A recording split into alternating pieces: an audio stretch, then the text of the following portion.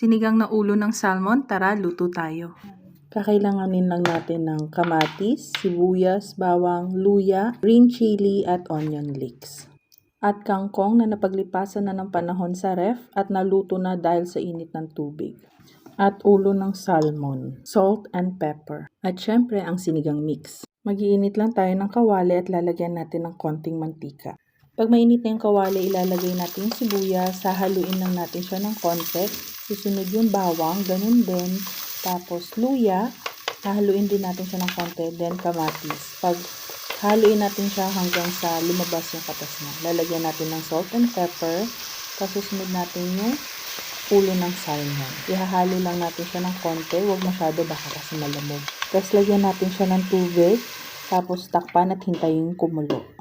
Pag kumukulo na, ilagay na natin yung sobrang salt and pepper, tapos ilagay na rin natin yung sili.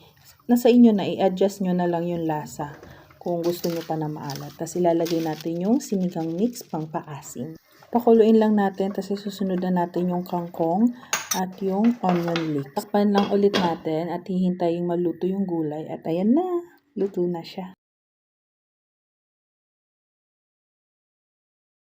Thank you for watching. Happy eating!